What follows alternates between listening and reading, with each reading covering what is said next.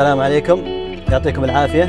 سيارتنا اليوم سيارة جديدة بالكامل، الإي كلاس من المرسيدس اللي متغيرة بالكامل 2017. حياكم الله.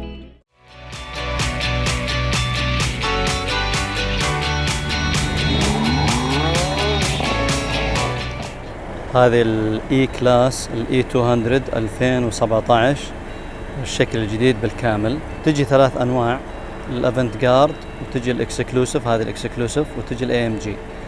التغييرات أغلبها في الوجهية وفي الخلفية ومن داخل، بس وجهية الإكسكلوسيف هي الوحيدة المختلفة تماما. يعني يصير عليها الشبك هذا اللي يصير اللي يسمونه الكلاسيك، وتصير عليها هذه اللي محلية صراحة وجه السيارة، هذه علامة المرسيدس. هذا الاي ام جي، شوف الشبك اللي قدام،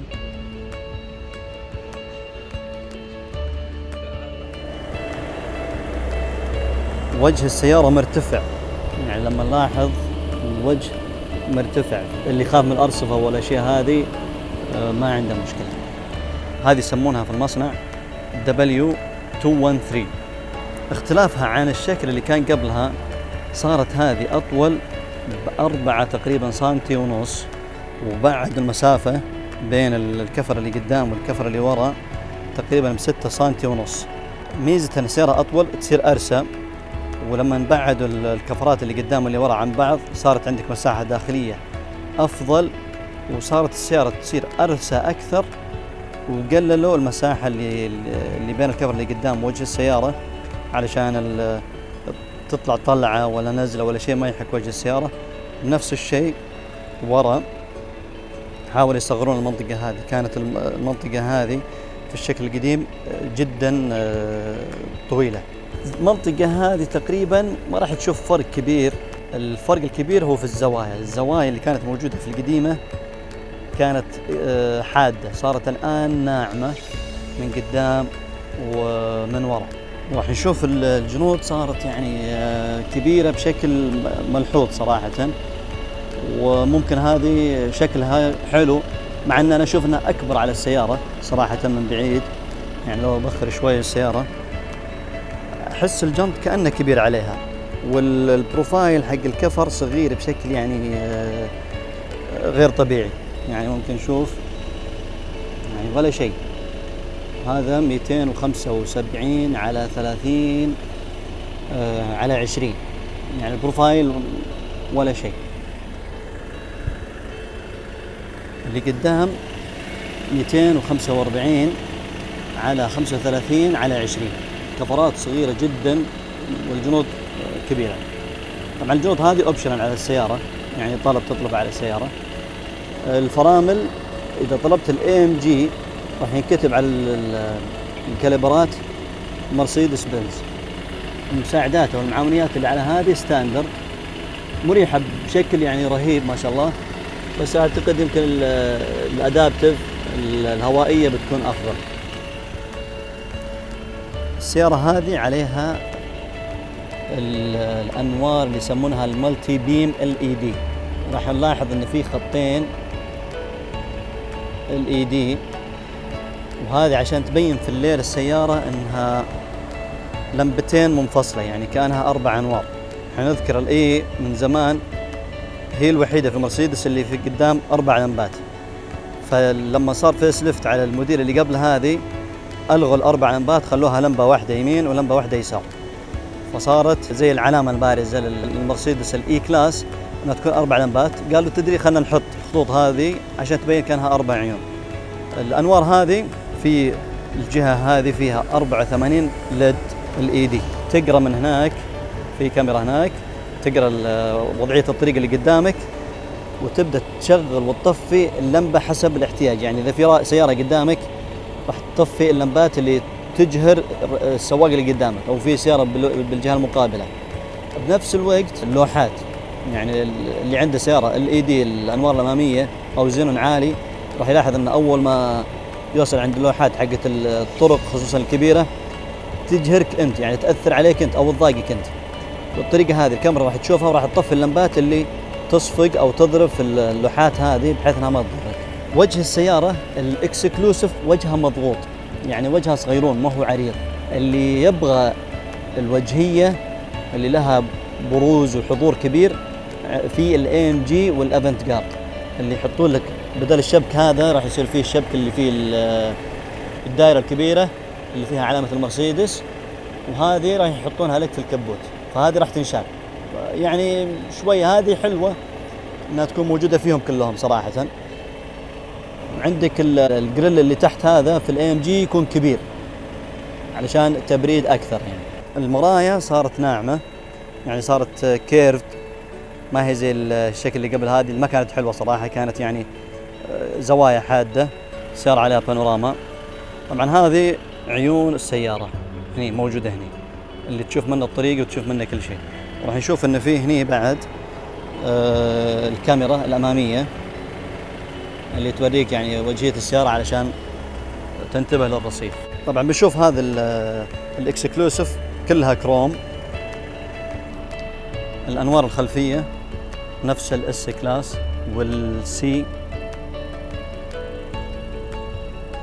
ضابطين الشكامين، شكلها حلو مرتب. الفرامل اللي ورا انت تشوفها عادية، ولكن في وراها تكنولوجي يعني رهيبة. يعني هذه قوة الإضاءة اللي فيها تقوى وتضعف حسب وضعية الجو. يعني فيها سنسر زي اللي في الآيفون واللي زي اللي في الجوال.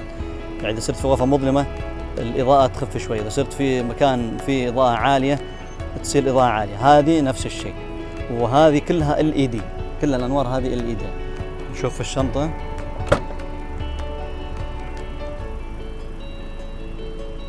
شنطة واسعة ممتازة.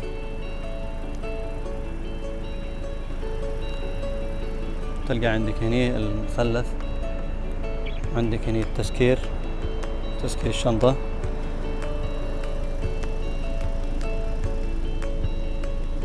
شوف ايش في تحت. السيارة ما فيها سبير، فيها عدة بس.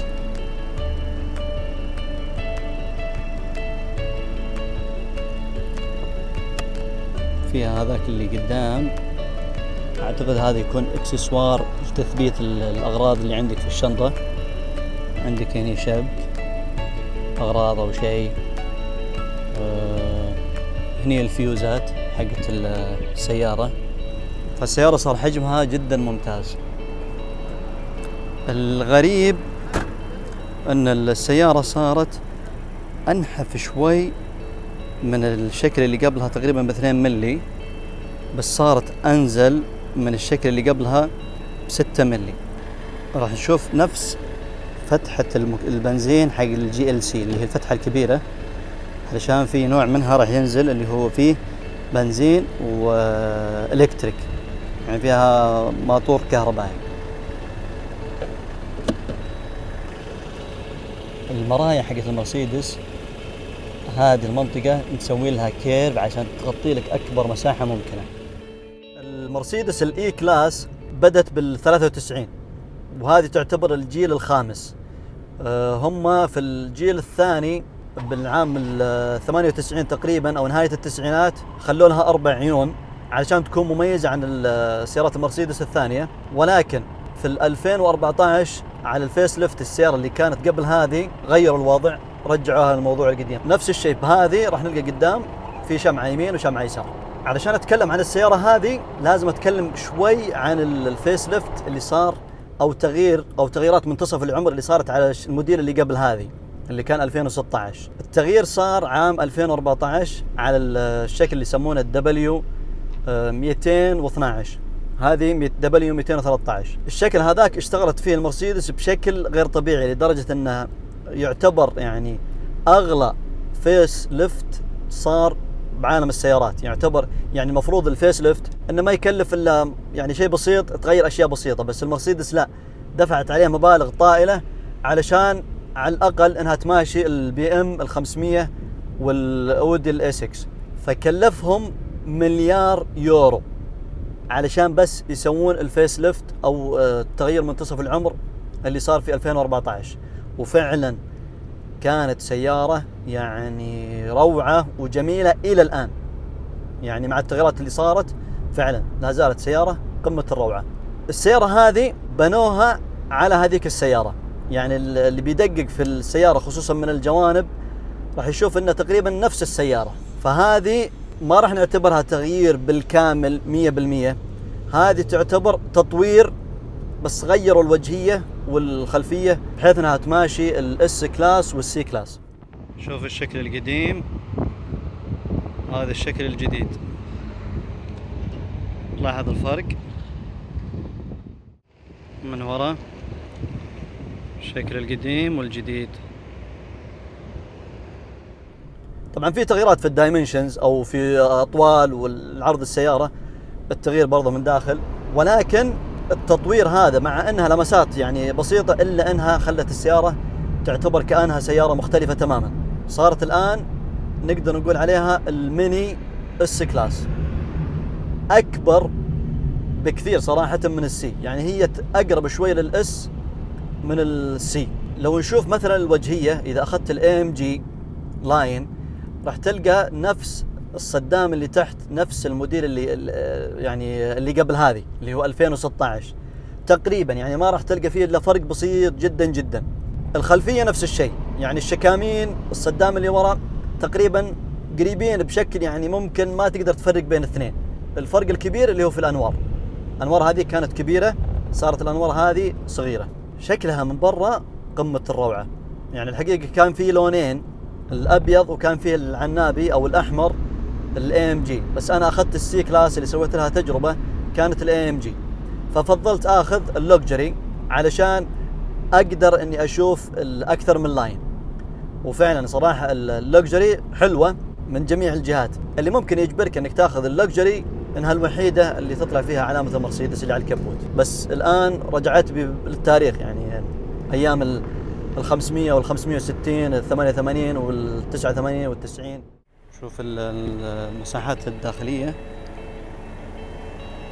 عندك فتحة الباب شوي يعني تقريبا بزاوية أكثر شوي من 45، ما هي زي اللي شفناها مثلا في ال 500 اللي كانت تفتح تقريبا بزاوية يعني قريب من 90 درجة. هذه ميزتها عشان إذا دخلت السيارة أو بتطلع تكون أريح لك بالنسبة لك. فيها هذه طبعا الستاير العادية، شوف الاكسكلوسيف تصير خشب من داخل مع الجلد تبين فيه الخياطة ولونين.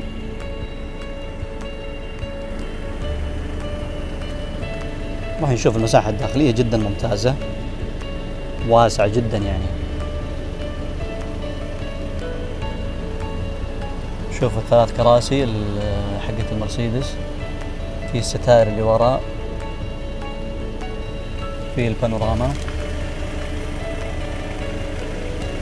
طبعا السيارة بصمة او التحكم بدون مفتاح. الكراسي تجي عليها ستاندرد نص جلد، واللي في النص قماش، والكراسي اللي وراء يصير عليها مكيف الحال.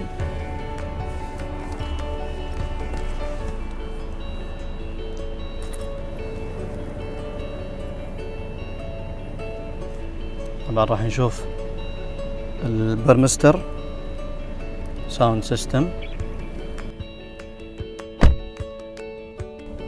مكيف في تحت السيت، يعني ممكن نشوفه في الكرسي اللي قدام، فيه هناك مكيف، في التحكم في المكيف هنا. هذه المروحة، هذه درجة الحرارة، عندك هنا اللي بيشحن أو شيء، طفاية، مكيف اللي ورا هناك. في اوبشن إضافي وسائل السلامة، يصير عندك الحزام حق الركاب اللي ورا هذا يصير فيه اير باج، ان شاء الله سمح الله لو صار في حادث او شيء تنفتح الاير باج. المنظر من وراء للقدام عجيب، تحس فعلا سيارة فخمة. يعني الآن أنا راكب وراء، هل تسوى 250؟ جدا تسوى 250. يعني جيب لي سيارة تجيب لك الفخامة هذه، التصميم والشاشة هذه اللي تقريبا حجمها 25 يعني انش من الطرفين، تشوفها قطعة واحدة. والكونسول الوسطي نشوف انه نفس اللي شفناه في السي والA والجي ال سي.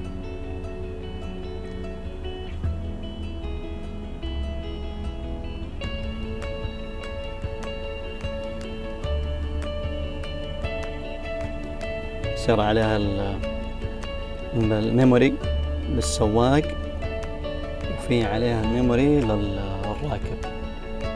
السيارة فيها حق النظارات، هذا شيء جدا مهم، يعني تغيير بالكامل من داخل عن السيارة اللي قبلها، تغيير جذري. نشوف الخطوط شلون جاية من هناك. طبعا جلد ما هو طبيعي، جلد صناعي. ريحته عادية، يعني ما تشم ريحة الجلد اللي تتمنى انك تحصله. هذا المكيف، مكيف منفصل لليمين، مكيف منفصل لليسار، بس المروحة واحدة. احنا شفنا في البي ام ال500 مروحتين، مروحة منفصلة للسواق وللراكب. في عندك النافيجيشن، الراديو ميديا، فيه لو بننزل هنا نشوف مثلا المساحة هنا، في عندك يو اس بي، في عندك اس دي كارد. طبعا مو اس دي كارد حق النافيجيشن لانه مو موجود، ما في اس دي كارد. نافيجيشن فيها هارد ديسك السيارة، مساحات حلوة جدا. وفي اوبشن الNFC، تحط الجهاز هنا ويشحن بدون اي اسلاك. طبعا هذا الكلام على الاندرويد اللي يدعم الشحن بدون سلك.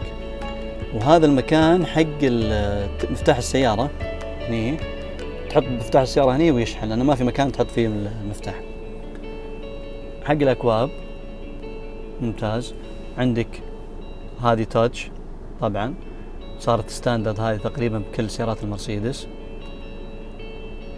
وفي عندك راح نشوف في اوبشن اضاءة فاضي هنا، راح يكون هنا. طبعا راح يشيلون هذا يحطونه هنا ويحطون بداله حق السسبنشن الاختياري اللي يرفع السيارة وينزلها، واللي يصير هوائي، راح تلقاه هنا.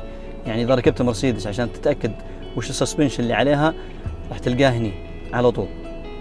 وفي الستائر اللي ورا ترى اوبشنال.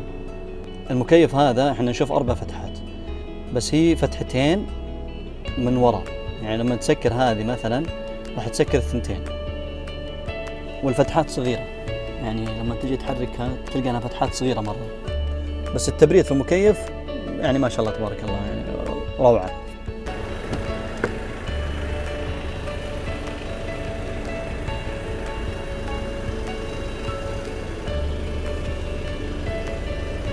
يعني شوف إلى أي درجة الدرج هذا كبير، ممكن تحط فيه الباقي. راح نشوف اللون هذا حلو، بس راح يتعبك في التنظيف.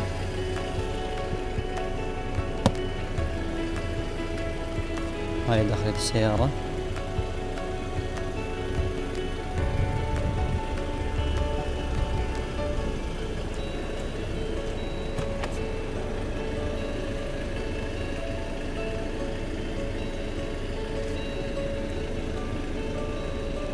الدرج ما شاء الله واسع صراحة، وفي القفل حق الشنطة اللي وراء.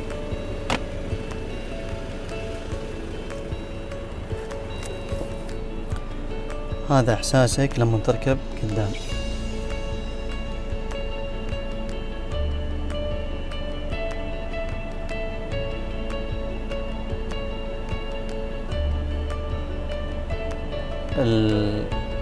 التصميم هذا الكامل راح نشوف إنه للسواق وللراكب الأمامي. يعني أنا الآن أقدر أسوي كل شيء بالسيارة، كل شيء تقريبا. البي ام كانت شوي مايلة للسواق. هذه اللي قطعة كاملة. الطبلون هذه نفس حركة الاي اللي قبل، هذه نفس الشكل اللي قبل هذه، يعني ما غيروا فيها كثير، نفسها.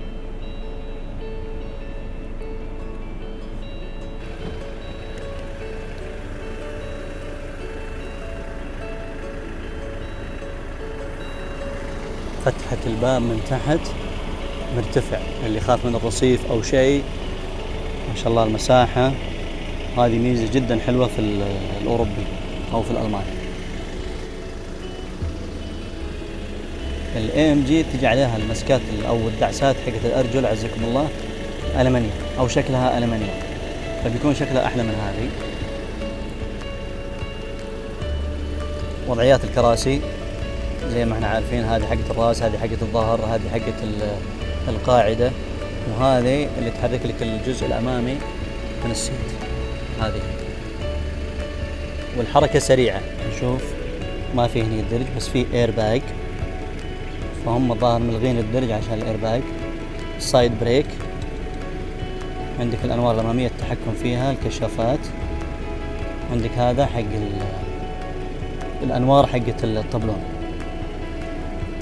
تجيك هني الاوبشنز حقت السيفتي، الرادار والاشياء هذه ما فيها الا تغيير المسار. يعني هذه تنبهك اذا غيرت المسار على الدركسون يجي لك زي الهزاز، بس هزاز يعني يصير الفايبريشن حقه سريع.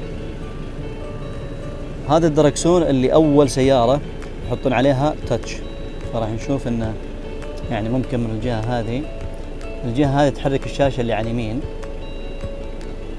بينما الجهه هذه تحرك الشاشه اللي في النص. السياره فيها البادل شيفترز اللي وراء هذه.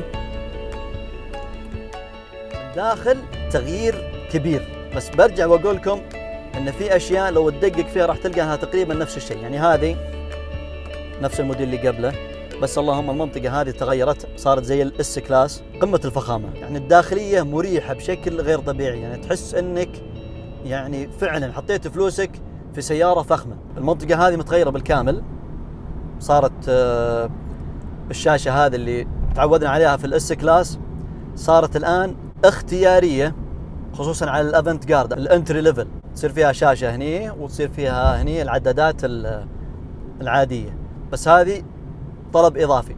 بس باللكجري والاي ام جي تجي هذه ستاندرد، هذه 12 وشيء انش، هذه 12 وشيء. التكنولوجيا انا ما راح اتكلم فيها بالحلقه هذه، ممكن انا اوفر لها حلقه ثانيه علشان اللي يبغى يمخمخ ويشوف يعني مرسيدس وين وصلوا بالتكنولوجي.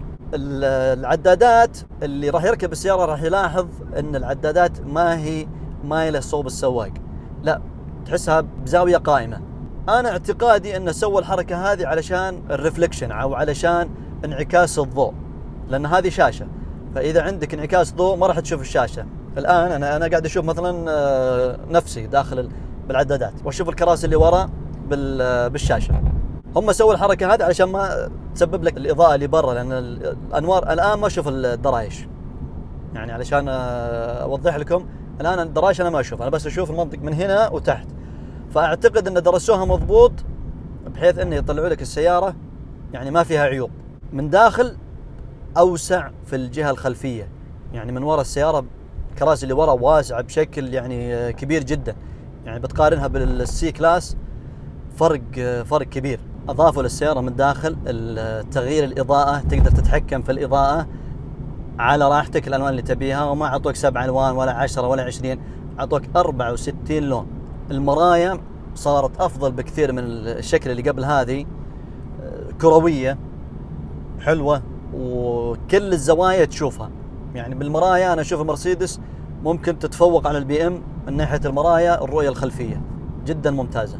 السيارة طبعا بانوراما، يعني أعتقد البانوراما المفروض أن ما صرنا نتكلم فيها، ولكن هي لا زالت في كثير من السيارات تعتبر كأوبشن إضافي، يعني أنت تدفع عليه فلوس. نشوف الماكينة، عشان تفتح للماكينة تروح هني أحمر تفتحها،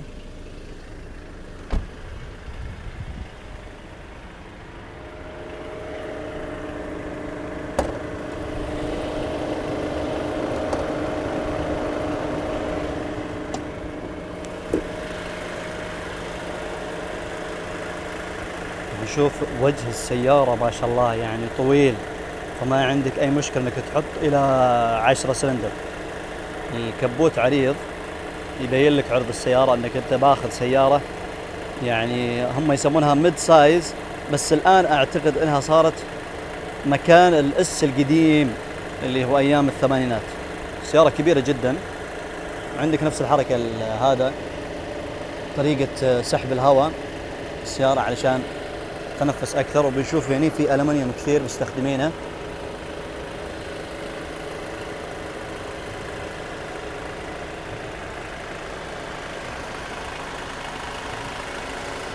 مكان البطارية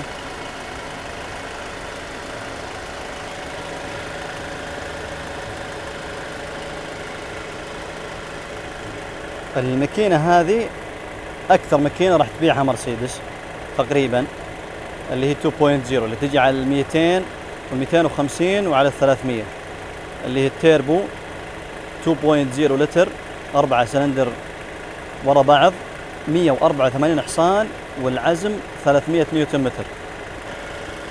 راح نشوف نفس الشيء في المرسيدس، تقفل الكبوت في أكثر من مسكة عشان السرعات العالية.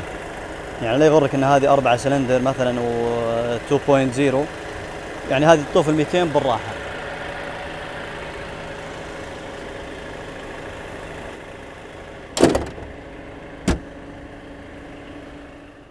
نتكلم عن البرفورمانس اللي هي أهم شيء للناس اللي يدورون على سيارة رياضية. أنا ما أبي أظلم السيارة هذه، أنا ممكن أقيم السيارة هذه كسيارة فخمة. اللي بيشتري السيارة هذه يشتري سيارة مرسيدس، سيارة فخمة فيها تكنولوجي يعني غير طبيعية، لدرجة أن المرسيدس يعني أخذوا 9 اختراعات أو وسائل سلامة من الإس كلاس وطوروها بهذه. فالإس كلاس اللي راح ينزل إن شاء الله الشكل أو الفيس ليفت أو منتصف العمر راح ياخذ المواصفات اللي بهذه. يعني شوف إلى أي درجة رفعوا مستوى الإي.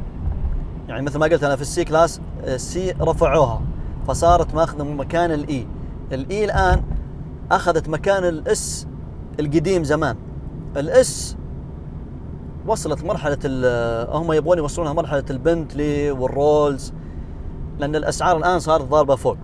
بالنسبة للبرفورمانس، الانجن اللي جاي على هذه في الخليج على الأقل السنة هذه اللي هي الإي 200 اللي هي أقل انجن راح يوصل في الخليج، وراح ينزل إن شاء الله السنة الجاية ال 250 وال 300 وال 400 وال 45 AMG، وأكيد راح ينزل منها ال 63.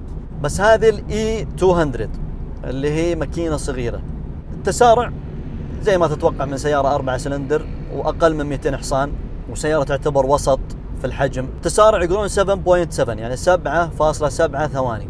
نجربها إن شاء الله ونشوف هل راح تكون قريبة من الرقم هذا ولا لا.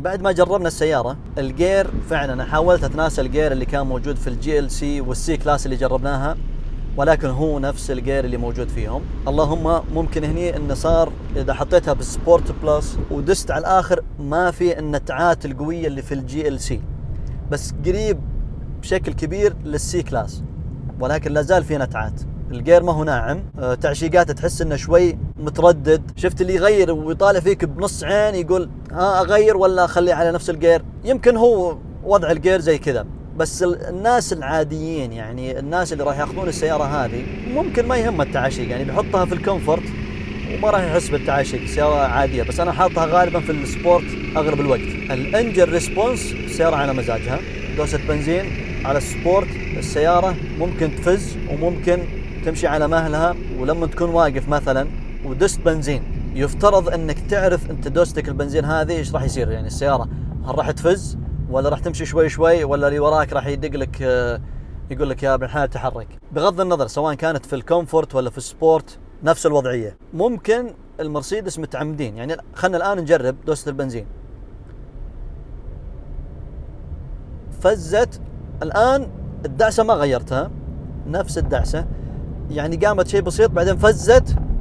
يعني الفزة هذه أوكي يمكن يكون تيربو لاج ونفس النمرة ما غيرت الجير، بس يعني أخذت تقريبا ثانية ونص ثانيتين.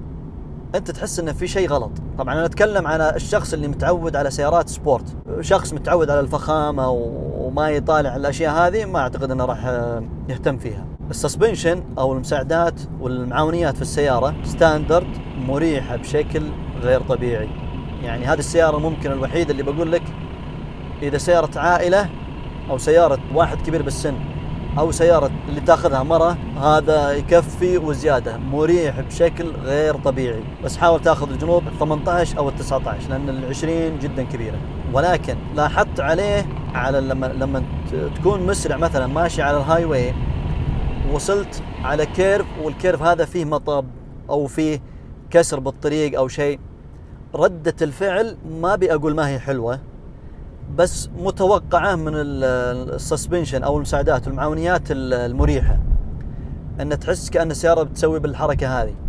يعني كأنها بتروغ، هي ما راح تروغ بس تعطيك الإحساس هذا. الإحساس هذا أنا ما أحبه، بس في ناس ممكن ما ينتبه للإحساس هذا. الشخص اللي متعود على السيارات الرياضية أي حركة في السيارة تلقى على طول ردة فعل أنه يبي يعدل السيارة. فبهذه على اللفات راح تلاحظ بالسيارة من وراء ممكن تسوي الحركة هذه. فممكن الاير سسبنشن الاوبشنال الاضافي اللي راح تشتريه مثلا عليها يفيدك في الحركة هذه، انك اذا حطيتها سبورت السيارة تصير قاسية وينزل لك السيارة. هذا شيء جدا مهم في ثبات السيارة.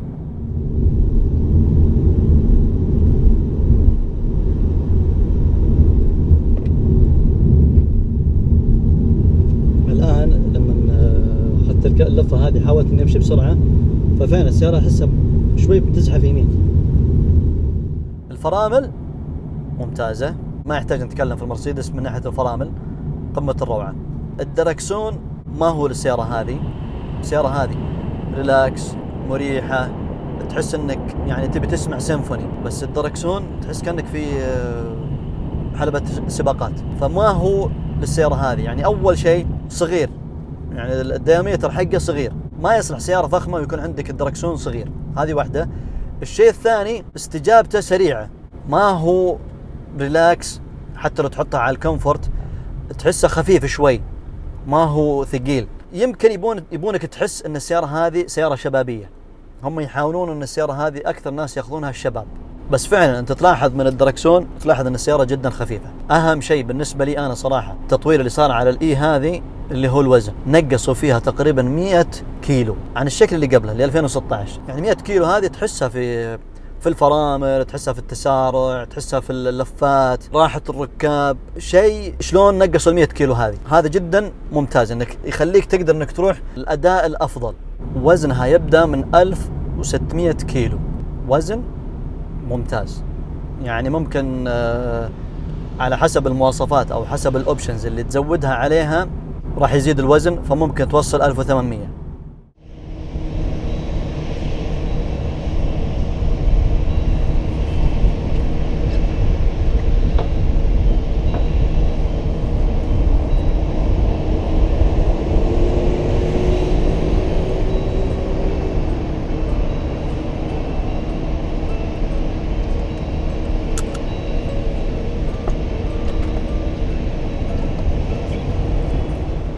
اوكي، السيارة جربتها على مدى الويكند كالعادة.